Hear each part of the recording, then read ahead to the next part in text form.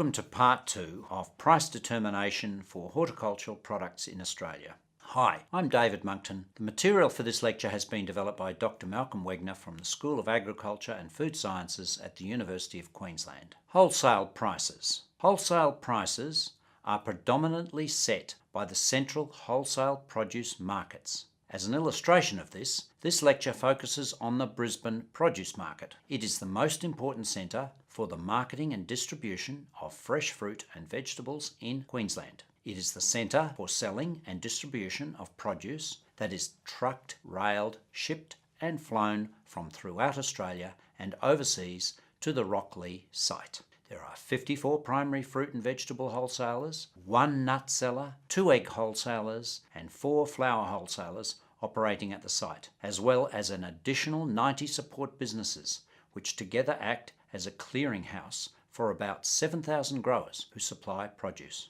The market's wholesalers compete with each other in one location, each trying to get the best price for the produce they sell. Prices change on a daily basis, influenced by supply and demand, with factors such as size and quality of the particular line of fruit or vegetable also playing a part.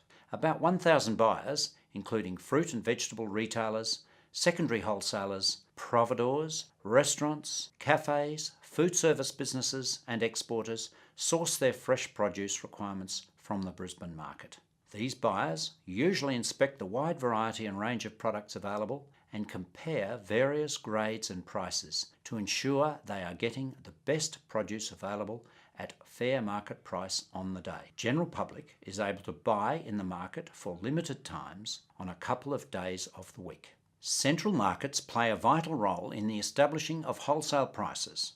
The Brisbane produce market is the third largest central market in Australia after Sydney and Melbourne, moving more than 600,000 tonnes of fresh produce worth about $1.3 billion in any year.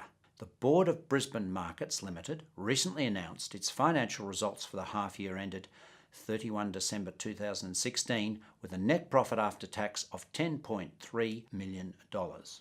Because the central markets handle the sale and distribution of such a high proportion of the fruit and vegetables consumed in Australia, they have a vital role in establishing wholesale prices. Market price reporting, until the service was abolished in 1994, the media reported daily fruit and vegetable prices at the market that were collected by the Queensland Department of Primary Industries Market Reporting Service. Similar reports are now provided at a cost to buyers and to growers, but wholesale prices are not as transparent as they once were.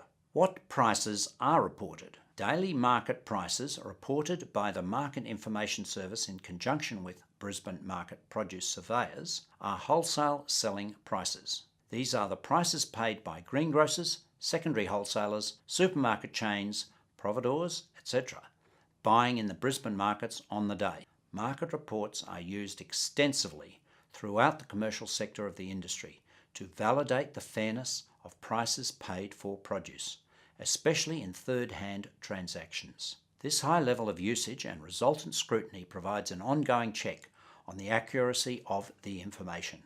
Growers can also access this information to assess the fairness of their returns.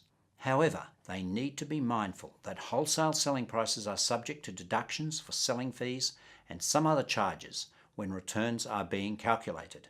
A recent innovation has been the introduction of a grower report option.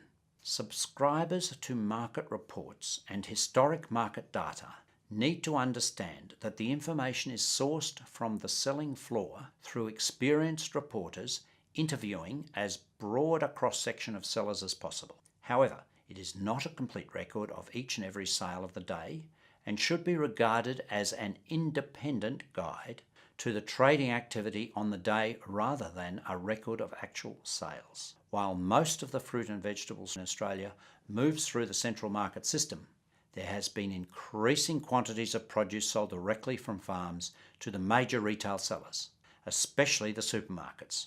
Under this system, prices are usually set as part of a delivery contract, and produce is subject to strict quality and delivery standards. Prices from these private transactions are not disclosed and may or may not be influenced by central market prices.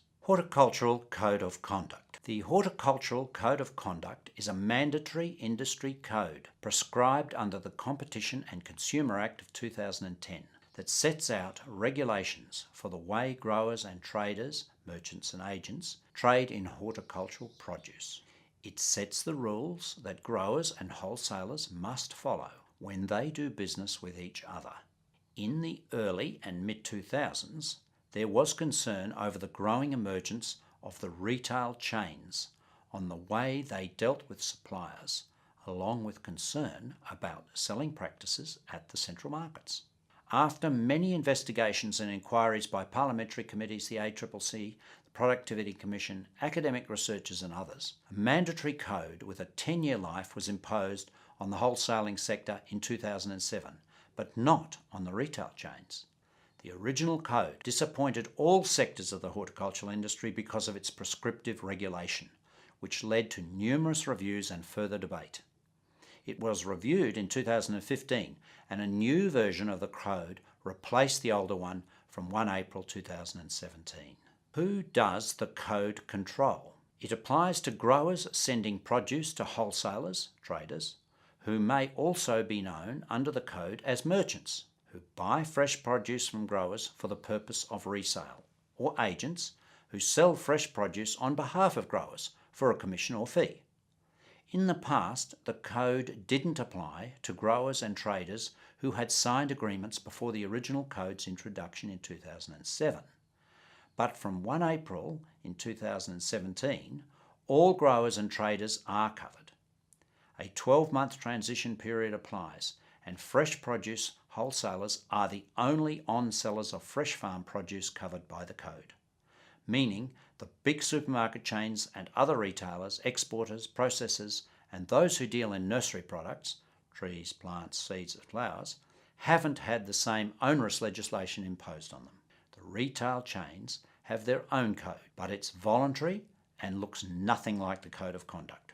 Farm gate prices. Farm gate prices are of most interest to growers, irrespective of whether they sell produce through the central markets, direct to supermarkets, or have some other outlet. Ideally, farm gate prices ought to be the return the grower gets from his or her primary sales outlet minus the necessary deductions to get the produce to that market. For the supply chain that involves selling through the central market via an agent, the deductions from market price that establish the return to grower are commission and industry levies for research and marketing. These days, most wholesalers in the central markets act as merchants, buying produce from growers and on-selling it to buyers and distributors. Rather than a fixed commission, they charge growers for various handling services at a previously agreed cost. They are also responsible for collecting the research and marketing levies, deducting them from the proceeds of produce sold, and passing them on to the Commonwealth Government. Transport to alternative market sites is a significant cost in determining growers' returns. Prices in the main East Coast produce markets are substantially integrated, so cost of transport to more distant markets is a significant issue. Some farmers also sell produce at the farm gate, often through an honour system, where buyers leave the appropriate money in a small container for the produce they have bought. Prices at these roadside stalls tend to be significantly lower than retail prices for the same item, and it is often the smallest producers with land within city boundaries who use this selling system as an outlet. The items on sale at these outlets may not be up to market standards in regard to size or freedom from blemishes, or they may be too ripe to travel the distance to market. Farm gate prices, for which selling costs, deductible levies and other charges related to selling in a particular market, are the obvious starting point for growers to compare returns from different marketing strategies or alternate farm enterprises.